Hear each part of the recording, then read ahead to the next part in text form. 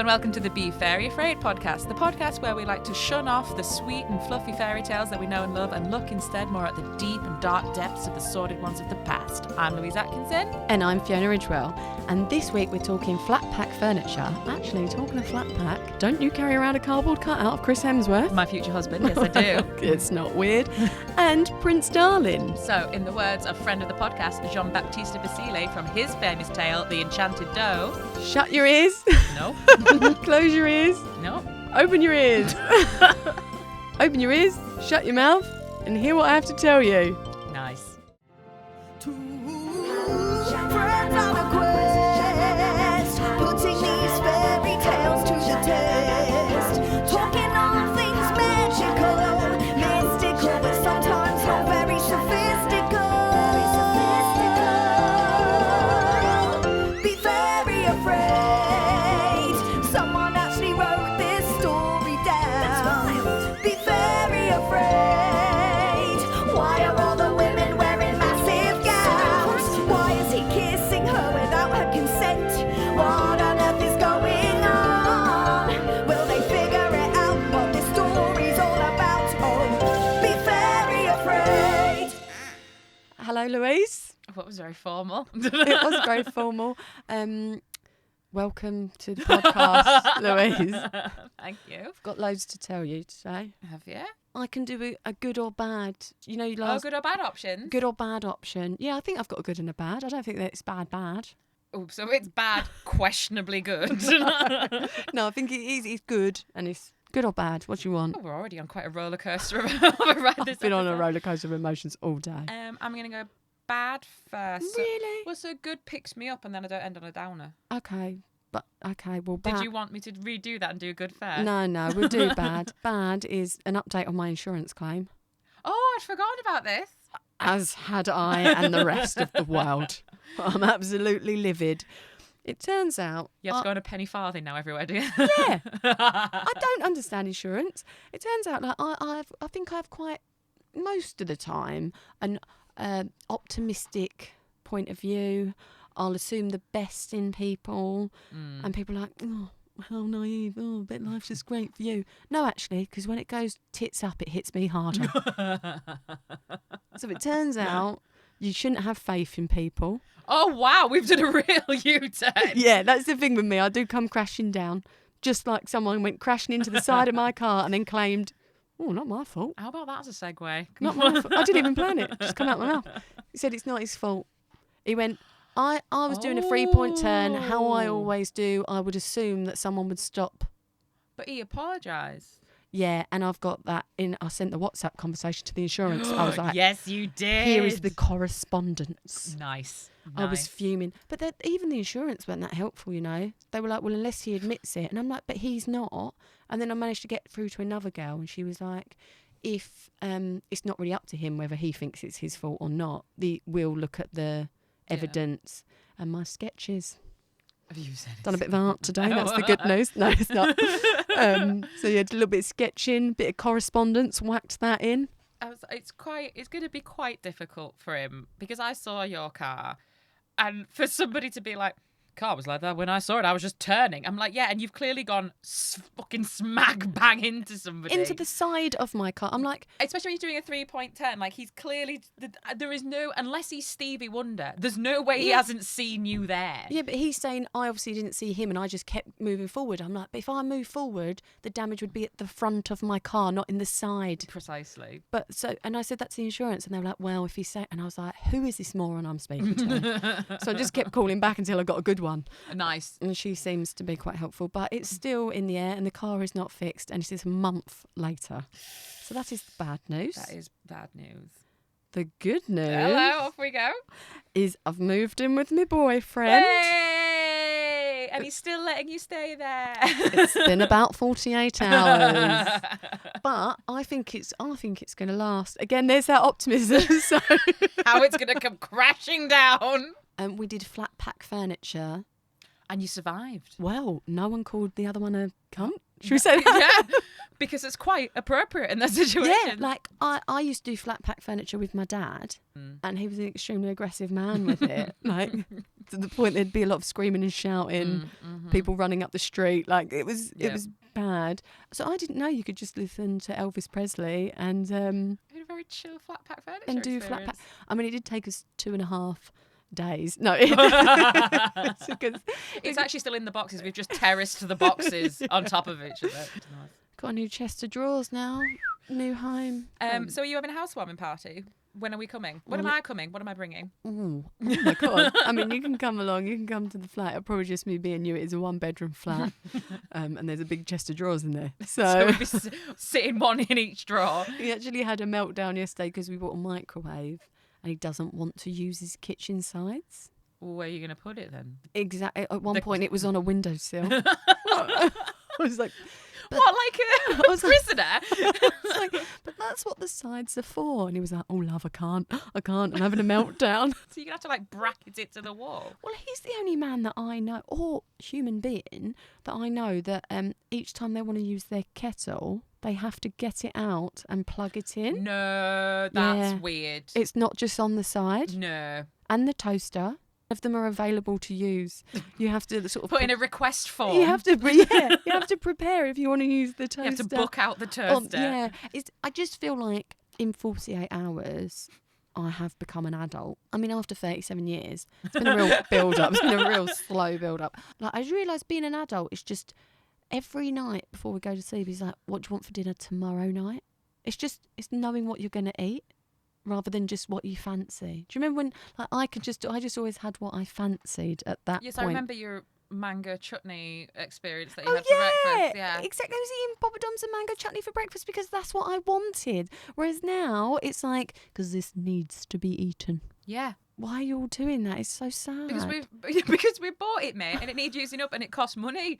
Yeah. We aren't all living off lollipops or whatever it is like you're doing. Some of us are having to make a stew once a week. Well, yeah, before, what I wanted to eat in the night just depended on how many Kinder Buenos I'd had in the day. Like, How this blags my head. How are you not like on some documentary where one for being like quite large because you eat like a toddler but on an adult portion size, and also just for those would you remember them shows from like, was it the Naughties, whatever, one of those what was that one, and they always had like a really large person on and a real skinny person on.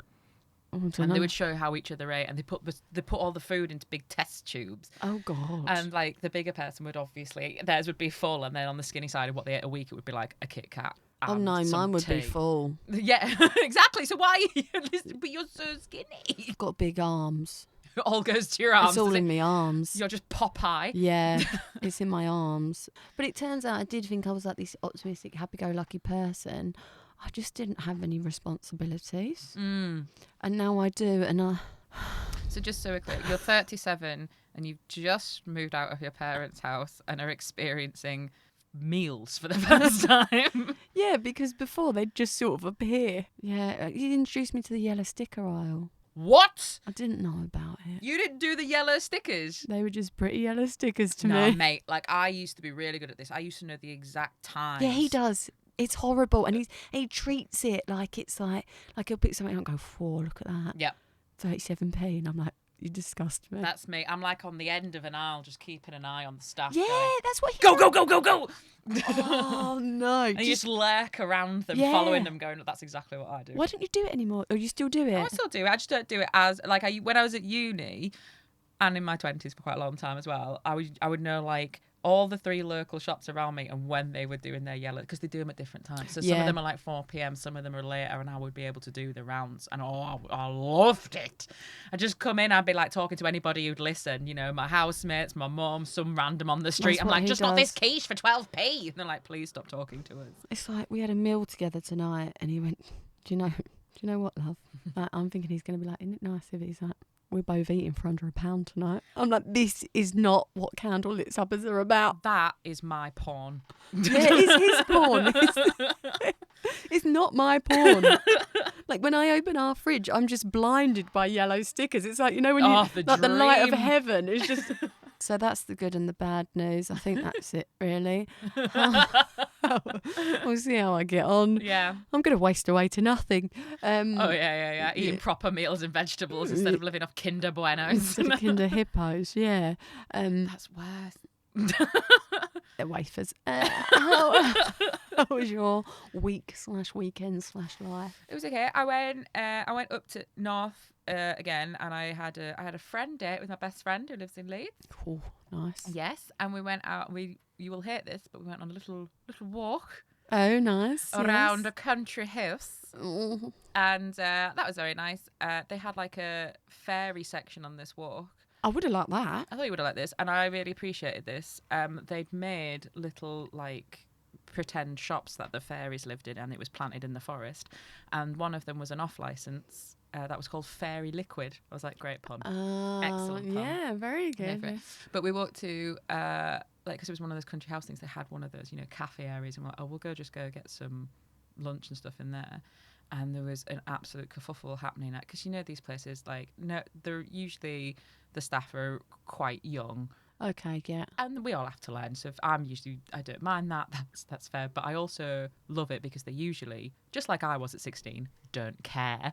Yeah. And there was a lot of assertive Yorkshire mums in the queue. And there was a bit of a hold up. And I was listening in because I love listening in. I love being nosy. That's my porn. Yeah, do you know what I mean? Yeah. And one of the mums was like, can I ask about the soup of the day? It just says soup of the day. And this poor 16-year-old went, and went to the back, came back about 10 minutes later and like proper dawdling, no sense of urgency whatsoever. Good for her. And gave her the best answer. She went, it's basically vegetable. Which means they listed every ingredient. She switched off and went, like, what I does that heard vegetable. Yeah. And then this mum's like, well, what vegetables are in it? And I'm half on her side because I'm like, maybe you want to know, but I'm half not because I'm like, love, if you've got problems with vegetables, this soup ain't for you. Yeah. Just yeah. leave it be. And then the 16-year-old once again went, I'll go check for you. Like, shuffles to the back. And then the manager, who was at least 19, comes out and she's like, the thing is there's so many vegetables in the soup. Oh, come on. We can't tell you what's in it. And everyone else is getting so pissed off. And me and my best mate are howling with laughter. Yeah. It was like a sketch comedy. I was thoroughly enjoying it. Right. Do you want to know what we're doing this week? Yeah, why not? So I really wanted to do one that was by Madame Daunois, the one I told you about, who's credited with coining the term fairy tales. Oh, okay, yeah. Really big writer in 16th, 17th century France, part of that Charles Perrault era. Like, she was key, brilliant writer. And I really wanted to do one of her stories. And she is two things. Number one, an exceptionally talented writer. Number two, a woman who waffles on, because those stories are incredible. Go and read them, but they are so long. So if we ever do one, it's going to be at least a two-parter. Okay. So we'll have to work out if we're going to do that or not. Oh, she's not done well with the stereotypes there, though, is she? And this is the thing, because I then looked at some of the other female French writers in that time. Great stories. Brilliant waffling stories. on. Very long. Oh, dear. Brilliantly written, but long. Here we are, two women waffling on. And here we are, attaining to them in this modern day and age. God damn it. So we've got a geezer in our place, have we? Yeah, bring him out. What we I got? did manage to find a French woman, Okay, but nice. she's a bit later. Jeanne-Marie Leprince de Beaumont, which I'm sure, actually not Jean at all. Jean? Jean? Jane? Is it Jane? Jane, is that you? It's gone from being like Paris to like fucking EastEnders. Jane? Jane. Sorry to the French already. And to Jeanne. She's fascinating, and we should totally go for a pint with her if she was live, because born in France. That's one requirement I have for my friends. They've got to be breathing. They've got to be alive. Yeah, exactly. So 18th century born, middle class family, gets sent to a convent school for education, but she's very she keeps her Christianity with her for most of her life, and you can see it through most of her stories, and it grows and develops more as she ages. But she's also very questioning of the Catholic faith, and also thinks women should be playing more roles. Okay. And it's very encouraging of women to take up interest in politics and reform issues and things like this. So she gets a job as a singing teacher at a school, very prestigious school, and has all kinds of experiences, and including getting married to a dancer in secret, and which was all very... A male dancer or a female? A male dancer. Okay. It was all very sexy and all this, that and the other. That didn't end very well. It was very quick. And then she gets married to Mr. de Beaumont, which has the same issue of it doesn't last very long. Has lots of infidelities, cheats on her loads of times. And she's like, do you know what? Fuck this. And she comes over to London. Right. She then gets a job as a governess. So she comes over and she starts being a governess, and she starts using her writing to turn some of these folk stories, which are traditionally for the purpose of entertainment and for explaining things to people. That's what all the myths and legends. She's the first one to be seen to using them for moralistic purposes, going, do you know what? These stories could be used to teach children the difference between right and wrong. That's basically what you're doing with me, isn't Yeah. it? Let's get Ridgewell in. Teach her right and wrong. Oh, Big Ridges. Anyway. We're not kicking that off as a nickname. I've told you this before. She's doing so. She, in her lifetime, she published, I think it was about 70 volumes of work, including books and magazines. She actually did a magazine where it had famous people contributing to it, including Voltaire, who was a very big guy in that time frame. So the fact that she knew him was a big deal. Right. And the biggest thing she got, though, was she published a piece of work that was for parents and teachers in English school systems to teach them how to deal with children going through adolescence. Okay. She noticed it was a really big issue. Yeah. But while she was also in London, she had another bit of a dalliance Oh, God. with a French... Does she ever have a day off? With a French spy who was spying for the British and is known as a huge traitor to France. Thomas Picon, or Thomas Tyrrell, as he's known. And this is all happening in, like, basically Nova Scotia and Canada when we still were having wars about America. And he's giving loads of information to the British for loads and loads of money. He also is a massive bellend, and she's obsessed with him. I think she's got attachment issues. Mm-hmm. And he's then like, oh, I've pissed off a lot of people here. I'm going to come and stay in your flat in London. So they then live together in sin. So anyway, she's obsessed with him. He's not that fast, but they're together. She then goes with her daughter and son-in-law back to France, and he's like, I'm just going to stay here in your flat. So he stays there for 10 years, having numerous mistresses. She's still writing and being like, we're together, and it's awful. He's not a nice man. He's an interesting man, but he's not a nice man. Also, you like this because I got confused with this. Yeah. I thought Charles Perrault was the one who wrote Beauty and the Beast. Okay. He wrote a version of it. Yeah. But it wasn't called Beauty and the Beast. The story Beauty and the Beast was first written by a woman called Gabrielle Suzanne Bardot de Villeneuve. Okay. Thank Nailed you. it. And smashing that and definitely not butchering it at all. Her version was so different to what we know today, and it was quite complicated. It was very cumbersome. And Marie de Beaumont's version is actually the version we probably know. She took it and simplified it. Oh, okay. So it's actually her version that we probably know the most. There's a guy called Andrew Lang, who's a really big fairy tale presence. He's a British guy, and we'll be doing one of his stories at some point. He used her version when he was compiling all of his fairy tale books. He credits her as, oh, I got this from this woman. Okay, and did you say, sorry, the woman that she sort of dumbed it down from, not doled it down, was she French as well? Yeah.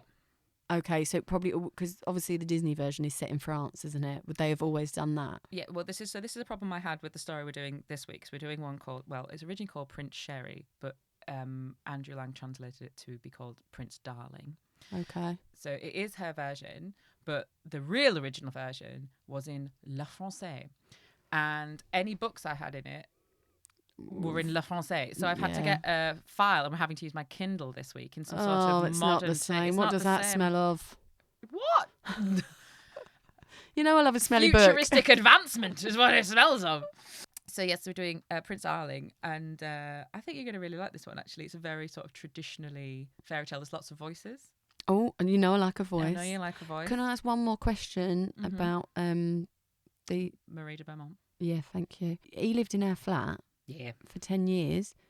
Like, did she die still with him? Like, was that her man till the end then? Well, she died. She had towards the end of her life, she wanted to be more involved in Catholicism and sort of return to her French roots, it would seem, by the sound of it. So she moved, I think it was Burgundy, with her daughter and son-in-law.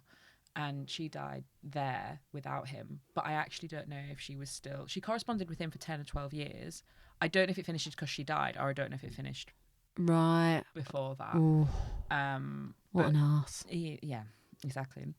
But yes, so I found an English translation, Okay. which is good because me speaking French wasn't going to be good for anybody. Me hearing French, not good for anyone. I have a French friend, not to brag, and I remember when sometimes I would try and talk to her when we first met, and I love her so much. And one of the reasons I love her is because she's so blunt and frank. I would try and talk to her in French, and she would always respond in English. And I would be like, "Why don't you let me speak French?" And she was just like, "Louise, I don't say this to be rude, but when you try and speak French, it sounds like you have rocks or gravel in your mouth, and it is not pleasant for me to listen to." And I was like, fair enough, Marie. Yeah, fair enough. Fair play to you, love. Right. So, yes, Prince Darling, short but sweet, and I think you're gonna love it. Let's go. Ready? Yeah, crack on. Off we go.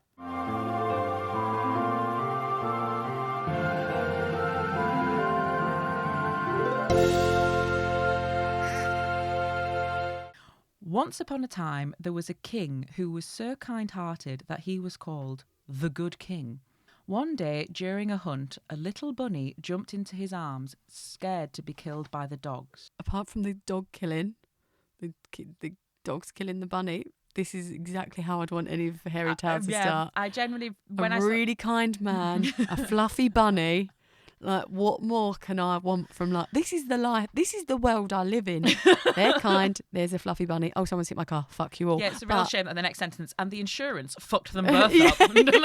But otherwise, I love it. And once upon a time as well. Yes, please. I honestly think I think this might be your favourite one. Okay. Right. The king petted the animal and said, so I have to do a king voice, Mm. and I'm thinking old and wise and a bit posh and gruff. So this is what I'm going for, right? The king petted the animal and said, I will make sure nobody will hurt you. That evening, a fairy appeared in the room of the king. She spoke to the king. So now, this is French fairy tale land. So remember, fairy's not like a pixie or something like that. It's like a witch or an enchantress or some sort of magic woman. I'm going Southern Belle. A lot of artistic decisions been made prior to this reading, isn't there? Because, babe, with the greatest of respect, what's usually been happening is I come and I'm like, what do you think of this voice? And then you try to do this. And then I'm like, oh, I'll just do something else then. So That's all I've got in my remit. So I've read it once through. And I've Right, made some go on decisions. then, you Southern Belle. Well, I'll do a sentence and then you can decide. Okay, Louise. Is that yours? Yeah, Southern Belle, who's not well, is shamed. That evening, a fairy appeared in the room of the king. She spoke to the king. I am Fairy Candide. I wanted to see if you're as kind as everybody says you are. That's why I changed myself into a rabbit and ran into you in need. I want to thank you for what you have done. You can make one wish. Right, so she's the bunny rabbit. Yeah, so she was the bunny. She was the bunny. She was the bunny. And she was like, I heard you were nice. I wanted to test you. And you passed. So you get a wish. Okay, because he picked it for her up and was like, oh, Fluffy bunny. The king answered, Dear fairy, I only have one son. His name is Chéri. Can I make a wish for him? So he's got his one wish and he's so selfless.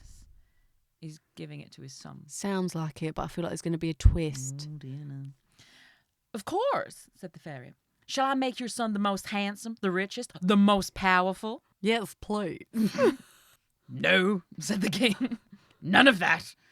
What good will beauty, riches, or power be to him if he is a bad person? It is kindness that gives life meaning. I would be very grateful if you made him a good person. That's all he wants for his son. Okay, yeah, he still seems like a good egg. Yeah. Yeah. Hence his name, the Good King. Yeah, but I'm just very cynical today. Yeah, because of your insurance claim. Yeah. What you needed was someone answering your insurance claim going, hello, Good King. So just wants him to be kind. Sure. I wish that's all my mum wanted from me. Go on, sorry. Wow, that was a therapy session that just popped up out of nowhere, wasn't it? No, yeah, very supportive, just not big on kindness. And if you'd like to hear the rest of Fiona's therapy session, they're usually on Wednesday evenings. Join BetterHelp. No, I would be very grateful if you made him a good person. I understand, said the fairy, but I can't. Chéri has to strive to be a good person himself. I can give him good advice and I can punish him for his mistakes if he doesn't correct himself. All right, said the king, and said goodbye to the fairy. I think that is a good life lesson because Right? when things are handed to you, like, you know, like those lottery winners that get money and then apparently they get rid of it because they don't feel like they've earned it. Like, he needs to learn to be kind. What lottery winners are doing that? All of them. No, they're not there. No, it's a psychology thing. Like, say you're like very working class, something, you win the lottery. Apparently, because you haven't earned it, there's this feeling of like, I've got to give it away. I've got to get rid of this, like subconsciously, and a lot of them get rid of it. Well, then these people don't deserve it, and I should be winning because I wouldn't be that daft. I don't know. You buy me a lot of donuts and stuff. That's because you're a child, and you're like, I've had to have a proper meal today. I'm like, oh, I'll get her a donut so she chills out a bit, and she's an arsey on the podcast. But yeah, I think that's a good way. I always feel like that with these wishes. These wishes. Like one- Anytime I've been brought upon by a genie, oh, fucking wishes again. But even like in Aladdin, they get the wish and it doesn't work out how they want it to. The Yeah, but idea that's- of it is different to the reality. That's because these dumbasses don't understand the intricacies of phrasing. I would be like drawing a contract up with every legal scenario tapered out. What a fun film. How could I don't know why it's not been commissioned, but I would work out every interpretation of that phrase and make sure it's limited and extensively worded so that I got exactly what I wanted. So I wouldn't be like, I want a house. I'd be like, I want a house in this longitude and latitude location. I want it to last for this many years. I want it to also include interior design of this caliber. Like, I would go all out. Yeah. I'm not daft. Real buzzkill vibes. You can say that, but when you're sat there and your magic carpets run off with your house and all the other, and I'm sat there in my castle going, it's going to last hundreds of years, this, because I made it so. And they'll have a big oil painting of me in the foyer going, and this woman is the one who created this castle and made sure we could have it for centuries. I'd be like, you're welcome. But who are you talking to in that castle? Because no one wants to be around you because you I think keep you find if I'm drawing in a up these castle- contracts. If I'm in a castle, everybody would want to be around me. We know this for a fact. Everybody wants to be around me now with no money. So it's a damn fact they'll want to be around me with money. Because people are daft. No, I've activated her. Back to the story. Back to the story. So, fairy said, Yeah, just back to it like nothing happened. Cool, yeah. Because that was really a therapy session for me. Right. Fairy said, I can't make him a good person, but I can keep an eye on him. Yeah. Right? So that's what she said she could do. Not long after the good king passed away and Chéri got a visit from the fairy. I made your father a promise, she said. Here is a special ring. Take good care of it. It is worth more than you know.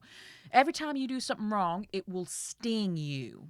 So he's got this magic ring, and anytime you're going to be bad or naughty or whatever, it's going to... Yeah, so when she said she couldn't do much about it, I mean, giving someone some sort of like electric current ring, she's doing more than I thought she would. The first period, Chéri behaved so well that the ring didn't sting him at all. But when he returned from a hunt one day and hadn't caught anything, he was so annoyed that he kicked his loyal dog. Oh, At that moment, the ring pricked his finger like a needle. good. Yeah, right? So he's just gone real arsey. I'm big on dogs. Yeah, and just poof, kicked the dog in No. the face. What is this? He yelled. That fairy has tricked me. What good is it to be a ruler of such a big kingdom if I can't treat my dog the way I want to? So he's not even sad about it. He's like, I should be allowed to do whatever the hell I want. That's a really good voice because I hate him. Right? Yeah, I really dislike him. Even the sort of mannerisms you did there. Mine. Apologies. As you were. I am not mocking you, a voice sounded in his head. You are cranky and you have misbehaved. A great ruler rules with kindness and doesn't let a bad mood waver him. So you can hear this voice, and this is moral direction. Yeah, again. yeah. Chéri's behaviour didn't get any better. The ring often pricked him until he bled. One day, he threw the ring away in anger. So he ain't getting better, and it's just making him bleed. Yeah. And he's like, my solution here is to not be a nice person, it's to throw the ring away. Which, to be fair, is not the daftest thing he's done. No, but she did point out sort of it's worth a lot. Mm-hmm. But I know she didn't mean monetary value, but Yeah. take heed, Chéri. Chéri started behaving so badly that nobody liked him anymore. One day, he met a beautiful girl named Zélie. Head over heels in love, he asked her to marry him.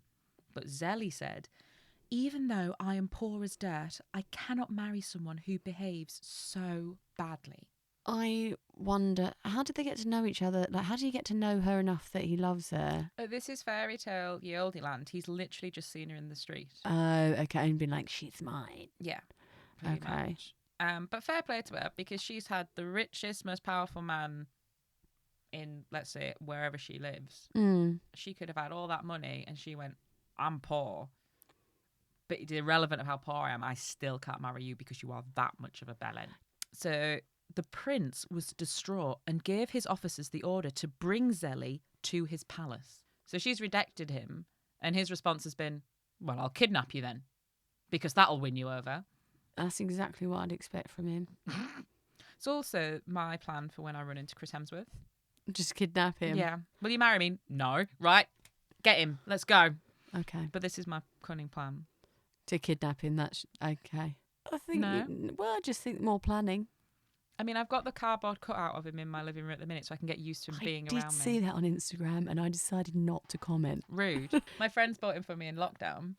And when we were allowed to go... God, this is a low moment. Really? It was brilliant because it was also that time when you were just allowed to go out and have a drink with like 4 friends. So there was the 3 of us, and then we took Chris with us. Like, we were just taking him around in a blue IKEA bag, and then we'd get to the bar, pop him up, and just have a drink. And everyone was like, are you okay? We're like, totally fine. The thing is, everyone had just been locked up for like however many months. They were just like, anything's normal now. Right, so he's kidnapped Zelly, brought her back to his palace.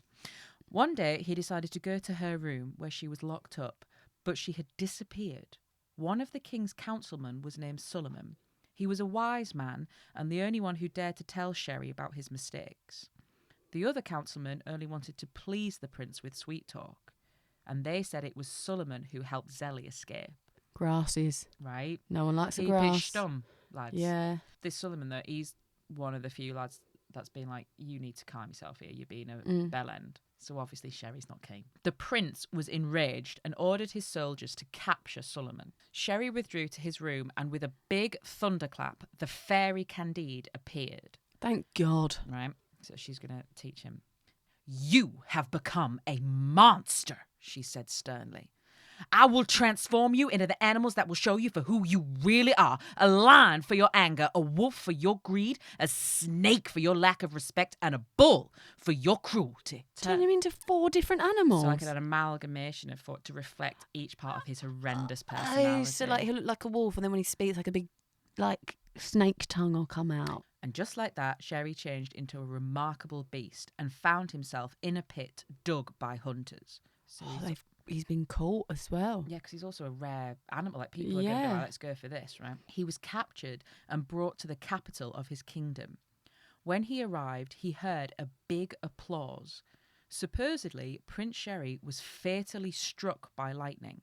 The people had chosen a new ruler, the wise Suleiman. So he's come back. That's a quick turnaround, isn't it? That's how much they hated him. They heard he's been killed by a lightning strike. Yeah. And they've elected Suleiman in his place. He's the one he hates the most. But also, I wonder what those guards are like now. Exactly. Because who are they working for now? Would you have got rid of them? I would if I was Solomon. Yeah. Well, they grassed me up. But maybe because he's such a wise man, and he's like, oh, keep your friends close and your enemies closer. So maybe he knows it's better to keep them closer, because if he expels them and this is their only job, they're going to get pissed off and maybe they're going to revolt. So to keep them happy, he's like, maybe they have to do like some sort of training exercise. You know, like the e-learning ones. I was going for the e-learning, not Squid Game. No. I was going for, let's sit down and do a health and safety check of the castle. Okay. Whereas you're going, what if 4 people got shot and you got to learn from it? Oh, more like Green light. Like Dave was in this situation. Yeah. What should he have done? Yeah, exactly. Okay. Dave was carrying a bayonet up the turret to the castle. He tripped on a pig's bladder. What should he have done? Bend his knees. Bend his knees. That's always the answer to all those questions. Should have bent your knees. You know, when I worked at a wine warehouse, you had to do an exam in picking up a box for health and safety. Yeah, I worked in a car donut. Oh, did you have to the do the same same? thing? Yeah. Do you have to do it where you have to walk up and you have to ascertain the potential weight of the box, Yeah. and then bend down and pick it up In front of several people. in front of several people who have to grade you? Yeah. Imagine who's failed? Who walks over to the box and goes, actually, I'm just going to kick it out. Mind blown. I'm going to get in it, see if I can lift it from the inside. Yeah. I remember as well when I did it, it was all the other new people as well. So as long as the first one got it right. Hang on, were you not a new person? Yeah, but so say there was like 5 new people. We had to do it in front of the other new people as Oh, well. right. So we were like tested in front of the other new ones. The way you phrased it, I thought you meant the rest were new people, and I was having to be tested for the doing a first- retest. I was doing a retest. No, but this is weird. They made us do the test for picking up boxes, but when the warehouse set on fire, like, because there's robots in the ceiling, right? And Oh, no, hang on. I'm sorry. I'm sorry. You need it's to. a lot to get into a podcast. You need to back up there. First of all, the warehouse was just on fire, which is the worst way to pick up a box if you cause in the warehouse to be on fire. So the warehouse was on fire, but there was robots in the ceiling. Yeah, so there's these robots that go around in the ceiling and they collect the shopping and they pass it down to me. They're doing all the heavy lifting, to be honest, these robots. But because they're robots, when they set on fire, they didn't know they was on fire. So they carried on getting the shopping. So they're like going around this grid in the ceiling, just setting more and more of the warehouse on fire. So the warehouse went on fire. Then anyway, after a few days or weeks or whatever it was, we were allowed to go back into the warehouse, but some of it was still sealed off because it was on fire. Without any... It was still on fire. Oh, sorry. Like it was still like hadn't been fixed. Right, okay. Yeah. Without any training, they were just like, Fiona, could you go up and be a fire marshal? They just sent me into the roof. With a high-vis jacket. Yeah, they didn't even tell me what I was meant to do if I saw a fire. And then I realised, I was like, I don't even know what I do if I see a fire. And they're like, just shout fire. I mean, yeah, like just be... Basically, they needed you to be a real-life fire alarm. Yeah, well, that was the thing. Because the warehouse wasn't fixed, none of the fire alarms were working. So I was the fire alarm. But I didn't get any training on how to be a fire alarm. But I got trained on how to lift a fucking box. It's like, can we get some priorities, please? Anyway, I survived. I would have enjoyed being a fire alarm. I would have changed my sound every hour. You can't go off unless there is a fire. I could Sorry, have would a you have false gone like? alarm. Would you have gone like? "Brr, brr." Yeah. That was a test. That was. Please ignore it. That was a test. Oh, if it was a fire and then it wasn't, and then I'd have another sound going wah wah. Sorry guys, false alarm. I don't think you understand that at that point I was in a very dark place and I only had options to work there, so I wasn't going to fuck about. Okay. Anyway, sorry. Where were we? Right. So the people have chosen a new ruler, Solomon. They're doing their e-learning. Yeah, that they're was doing- it. they're Yeah, doing I their forgot. e-learning What am I course. like? So, and Chéri's rocked back. He's seen everybody's cheering because they think he's dead. Yeah, and he knows that, right? Yeah, he knows that. Chéri was panting with anger. There was Solomon on his throne, encouraged by the people who were hugging him. I have a voice for Solomon now. And because I imagine, for some reason, I imagine he's quite large and wise, I'm going to go for a Hagrid attempt. Oh, lovely. Yes, West please. Country. Yeah, I always feel the West Country is, they sound like they've got wisdom and magic. yeah, in and their very voice. warm. Yeah, that's what Yeah. I'm thinking. So there was Solomon on his throne, encouraged by the people who were hugging him. I accept the throne temporarily, said Solomon, because it is meant for Prince Chéri. A fairy told me that he hasn't died but shall return kind-hearted. He was surrounded by bad people who had a bad influence on him. Deep inside, he is a good person. The fairy told me he's not dead. It's just he's been led astray. So I'm holding it as a custodian. It's a very nice man, Solomon. Yeah. Maybe you can be too nice, but carry on. These words made Chéri sad, and he felt much sorrow for his behaviour. That's why he obeyed the one who was in charge over him and was beating him constantly. So the hunter who's Yeah, he's captured beating the him. shit out of him. Yeah. And he's like, but I've been a bad person, so I'm going to take this. Which I don't think is the best. No, Move, he's like- making some rash decisions. Really bad choices. One day, this man was attacked by a tiger. I also don't know where they are. I know. But also, again, once there's a lizard tongue man with a big mane and, Yeah. hoofs for feet or whatever he's got, Yeah, there can be tiger a appearing, tiger. Yeah. That's Um, not the shock. One day, this man was attacked by a tiger. Chéri fought against the beast and saved the life of a man. A good deed shall be rewarded, said a voice. And to Chéri's joy, he transformed into a dog. So he's now just one animal, which is... The dog that he kicked a dog, Well, though, I didn't he? wondered this. I was like, is he the dog that he kicked? Like, is he the same? Yeah, he's been brought back, but to the same level of the thing that he was treating like shit. What dog do you think you'd be? or I'll definitely be a lap dog. Really? Oh yeah, I'm not one for outdoorsy. I'd be one that's all snuggled on the sofa in front of a warm fire. Getting my butt rubbed. Well, hello. Oh, go on, rub my butt. Go on, Trisha, rub my butt. No, getting my belly rubbed.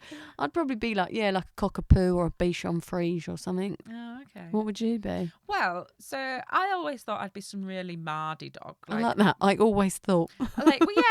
Like a bulldog, like a face like a smacked arse one. Yeah. But someone once said to me, like, you've got a real golden retriever energy. I'm like, what's wrong with your dog that you think I've got a golden retriever energy? Oh, I don't know. Yeah. They're happy and preppy and up for everything all the time. And I'm like, I do. But like also, people. I don't want you to be offended by this. But you know, like in what's the one with like the golden retriever type thing, the boxer and the cat. Homeward Bound. Homeward Bound. You've got that. Yeah, you've got the vibe of the old dog in that. The old dog. Yeah, you know, like it's like. What does he say when he's like? Am I about to be incredibly offended here? He was just too old. He was just too old. I'm younger than you. Yeah, but you've got so much wisdom. It's like, she's been here before. What a great saying. And if you went missing Because when you were for a doing- length of time, I'd assume you were dead. No, Exactly. And when you were doing your impression there of the dog of his decrepit walk, Yeah. that wasn't she's got wisdom. That's you're like this dog because you also walk like you could keel over at any minute. he comes over the hill like, Jesus, that was a real test for me. I made it back, but I'll die within days. That's your vibe. No? Whereas I come over like, hello, I'm back, I made it back. You never doubted me, did you? Hello, hey, woohoo. Don't worry about all the stuff that nearly happened to us. We nearly died so many times. There were trains. Oh, don't worry, I'm having a great time. That's why that golden retriever's knackered. He's had to put up with you for God knows how long. He's like, I've had I to think deal that- with this. This dynamic reminds me of that film. It's like that woman from Titanic. It's been 84 years. Paint me like one of your French girls. Paint me like one of your French bulldogs. He's been turned into a dog. His new owner was happy with him, but he barely had money for food. Chéri almost died of hunger. One day he wanted to eat his daily piece of bread when he saw a skinny young girl. He gave her the bread and suddenly heard loud scream. He has barely anything to eat, but he's seen someone in a really bad position. He was like, I still need to share my food. And in doing that, he's heard somebody else scream. It was Zelly, who had been taken by 4 men. She ain't having the best of luck, is she? She's kidnapped by that lot, and now she's been kidnapped by I'd another like lot. to know the time frame for all this. This poor girl. Chéri longed to help her and barked hard, even though he was kicked mercilessly. At that moment, a voice said, "A good deed will be rewarded," and Chéri changed into a white dove. Okay, is that a step up? Well, for days he flew around hoping to see Zelly. So to give him a better Bird's eye view. being a bird, Yeah, okay. he found her bent over next to a beggar and flew down on her shoulder. She stroked his feathers and whispered that she would always love him. And at that moment, Chéri returned his normal self. Yeah. Is that the end? It's not the end. Good. I just feel like this whole love is enough and love will change. Fuck off. You are a dichotomy because it's all fate this and we should all be kind and love that. And when it comes to anything to do with love, I've been burnt, I told ya. I don't care for it. It's nonsense. oh, and how is the 48 hours with your boyfriend going? Really well, is it? Good. Great, we can build a chest of drawers and that's what you need to survive. You Is don't that in need any of your love. fairy tales? You don't need They went love. to You- IKEA. They built a wardrobe. Yeah. They lived happily ever after. Pragmatic, not romantic. Pragmatic. Thank I'm you. ready to go to Narnia, not for love. Thank you very much. Let's prioritise this accordingly. The beggar turned into Fairy Candide. Come, she said, I will bring you to the palace where Chéri can claim his crown, for which he is worthy now. Chéri and Zelly ruled long and happily. The ring that from that moment on he wore again hardly ever pricked him again. And that is the end of the story.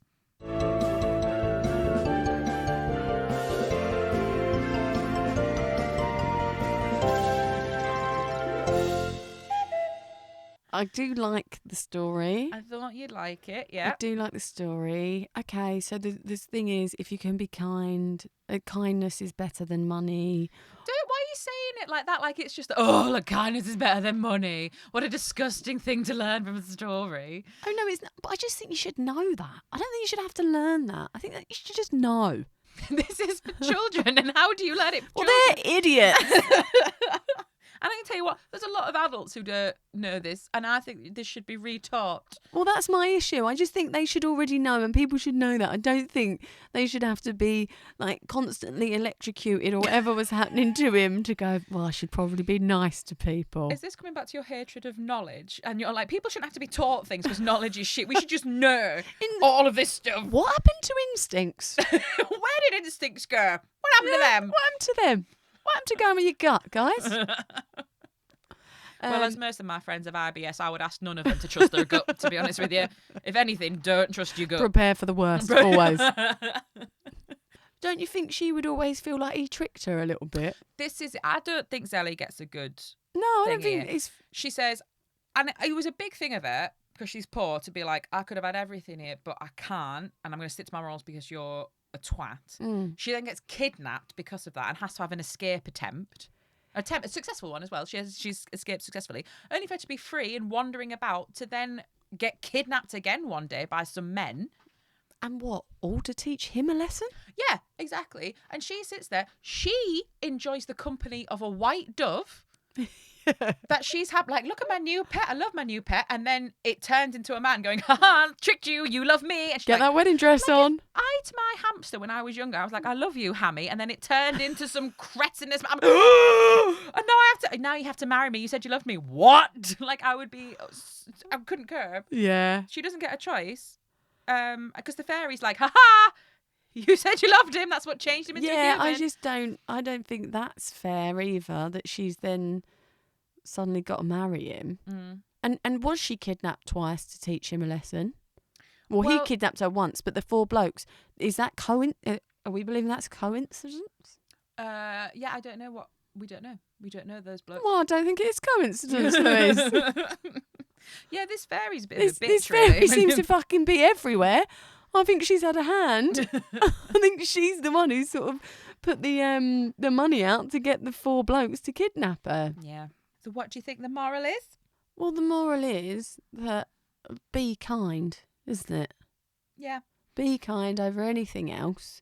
Money, looks, all that. Basically what the geezer said in the first sentence.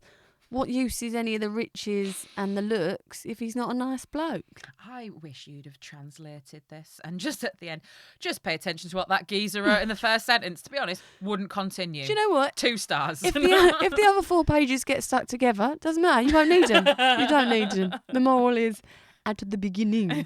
And here's a doodle I did of what I think the animal is. Yeah, here's a picture of the beast. But yes, yeah. no, that's pretty much it. Empathy and kindness towards others will make your life better, as kindness gives life meaning. Can I say something about that? With that arsey expression on your face, yes, please do. Well, I'm a Cancerian, so I'm Oh, a big for fuck's sake. empath. And also, to be honest, I think that's why it's taken me till I was 37 to meet someone nice and settle down, because a lot of the time I empathise too much with... I'm not saying I'm great. It sounds like I am. I empathise too much with people and I let them get away with too much because I'm like, well, they treated me like that because of X, Y, Z. Do you know how Zelly's just forgiven him for the kidnap and stuff? I mean, I've never been kidnapped, but I've let things go. To be fair, she hasn't said she's forgiven him. We find out that she escaped, and then what we know is that when she got turned into a white dove, we know that they got married, but we don't know that... If she was happy We about don't know it. what happened. Oh, did it say they lived happily? It said they lived happily, but... We all know you can't really tell from the outside. And to be honest, she probably figured out, do you know what? This money has made me happier than when I was poor and kept getting kidnapped. And getting kidnapped, yeah. At least there's security here. Yeah, and Solomon's there and he's a top lad. Yeah, okay. You liked the fairy story. What you didn't like, and I can't say this enough, is the moral. Yeah, but I liked the fluffy bunny. You liked the bunny? I liked the fact that the circular nature of he kicked a dog and then he was turned into a dog. Yeah. Because it's like you'll have to live that experience. Because then he was getting kicked as well. Do you know what I mean? Oh, this is one of your other things where you all think we come back as a Well, I did believe that podcast for a while. microphone or whatever it I was. did believe that for a while. I've sort of gone off that idea now. For a while, I thought maybe we did come back. And what were you coming back as? Well, I think I've been quite nice in this lifetime, so I'd assume someone better. Was it you thought you were coming back as a flamingo, but then you bought too many flamingos? Oh, that's my spirit animal. That's, what? that's a flamingo, but do you know what? Do you know how I link that? So a flamingo represents balance because they stand on one leg. And my boyfriend is a Libra, and they're represented by the scales, which represent balance. Wow, that is a clutch at straws there, innit? I brought him towards me. I manifested him. He doesn't know that, so please don't don't tell him that. Him going out with me wasn't by choice. I made that happen with my mind, my big old empathetic mind. So you thought I was weird for kidnapping Chris Hemsworth and using the tactic he used, but you've actually just led this poor bloke into a relationship. Oh, I'm sorry. I think you're confused. I think it was weird that you were carrying around a 6-foot cutout of Chris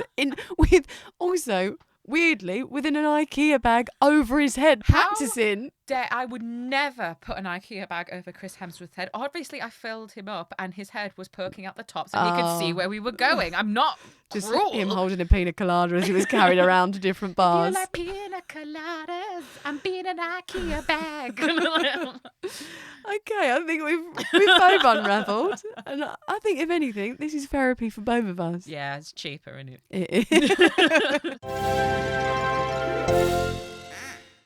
Please like and subscribe on YouTube, Spotify, Apple, or wherever it is that you get your podcasts. And follow us on TikTok and Instagram at BeFairyAfraidPod. Thanks for listening.